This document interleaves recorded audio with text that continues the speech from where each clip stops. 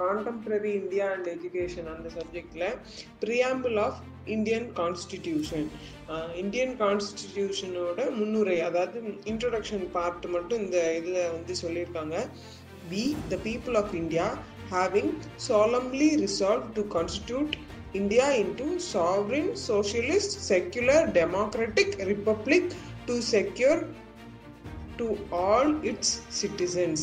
அதாவது Indian constitutions வந்து கான்ஸ்டிடியூஷனோட main கோல் வந்து என்ன அப்படின்னா, எல்லாரும் வந்து ஈக்குவல், எல்லாருக்கும் வந்து ஜஸ்டிஸ் கிடைக்கும், எல்லாருக்கும் ஃப்ரீடம் கிடைக்கும், எல்லாருக்கும் ஈக்குவாலிட்டி கிடைக்கும். யார் வேணால் எந்த ரிலிஜியன் வேணால் ஃபாலோ பண்ணலாம், யார் வேணால் எந்த லாங்குவேஜ் வேணால் பேசலாம், யார் வேணால் எந்த பேக்ரவுண்ட்லேருந்து வேணால் வரலாம், ஹையர் கிளாஸ் லோவர் கிளாஸ் அதை பற்றிலாம் பிரச்சனை இல்லை. யார் வேணால் இங்கே ரூலிங்காக இருக்கலாம், டெமோக்ராட்டிக், யார் வேணால் ரூல் பண்ண முடியும் அந்த மாதிரி. ஸோ இந்த கான்செப்டில் ஃபஸ்ட்டு 4 பாயிண்ட்ஸ் வந்து important. Justice, liberty, equality, fraternity. ஜஸ்டிஸில் வந்து ஜஸ்டிஸ்னால என்னது, ப்ரொடெக்ஷன் தர்றது, எல்லாத்துக்குமே ஒரு நீதி தர்றது.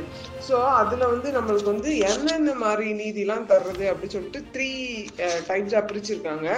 ஃபர்ஸ்ட் வந்து சோஷியல் ஜஸ்டிஸ், செகண்ட் வந்து எக்கனாமிக் ஜஸ்டிஸ், நெக்ஸ்ட் தேர்ட் வந்து பொலிட்டிக்கல் ஜஸ்டிஸ்.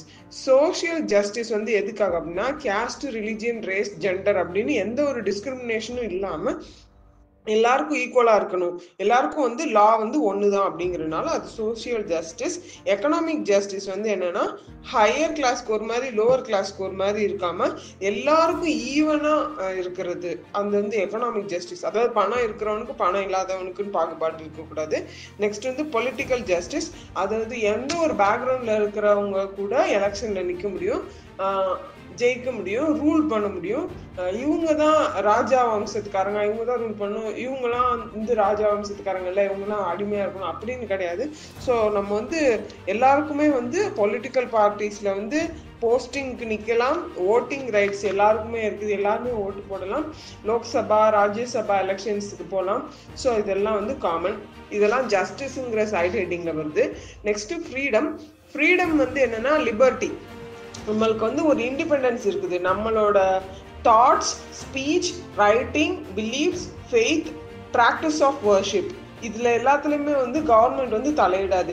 நம்ம என்ன நினைக்கிறோங்கிறத மித்தவங்க கிட்ட தைரியமா எழுத்து வடிவுல சொல் வடிவுல நம்ம சொல்லலாம். அது மாதிரி நம்ம என்ன நம்புறோம், மித்தவங்க என்ன நம்புறாங்கிறது டிஃப்ரெண்டா இருக்கிறதுக்கு வாய்ப்பு இருக்கு. நம்ம என்ன கும்பிடுறோம், அவங்க என்ன கும்பிடுறாங்க அப்படிங்கிறதுக்கும் டிஃப்ரெண்டா இருக்க வாய்ப்பு இருக்குது.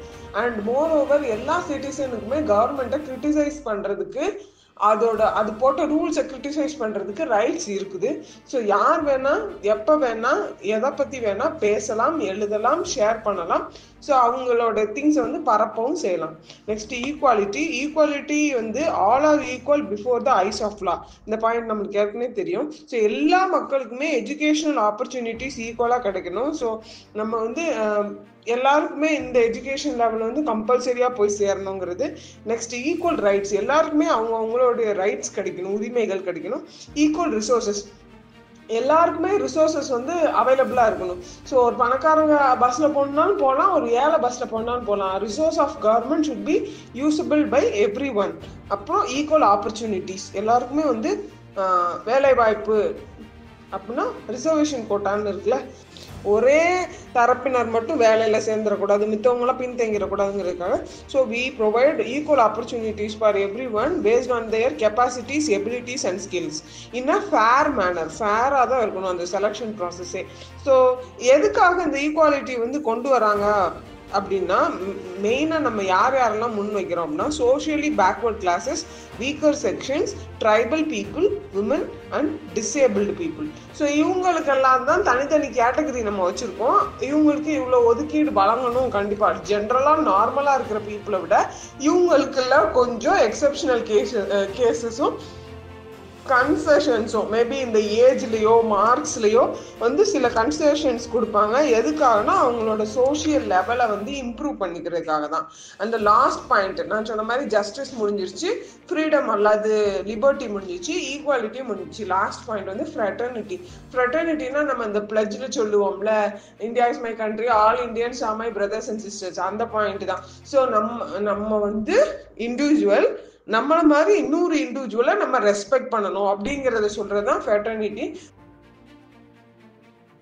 யூனிட்டி அண்ட் டைவர்சிட்டிங்கிற கான்செப்டை வந்து அண்டர்ஸ்டாண்ட் பண்ணிக்கிறது தான் அதோட மெயின் கோல். ஏன்னா நம்மள மாதிரியே எல்லாருமே இருப்பாங்க அப்படின்னு நினைச்சாதான் அங்க கான்ஃபிளிக்டே வரும். So each person is individual and has his R her own views அப்படிங்கிறத வந்து புரிஞ்சுக்கணும். அதான் ஃப்ரெட்டர்னிட்டியில சொல்லியிருக்காங்க. ஸோ இந்த கொஸ்டின் வந்து இன்ட்ரெஸ்டிங்கா இருந்துச்சு, அதான் ஷேர் பண்றேன்.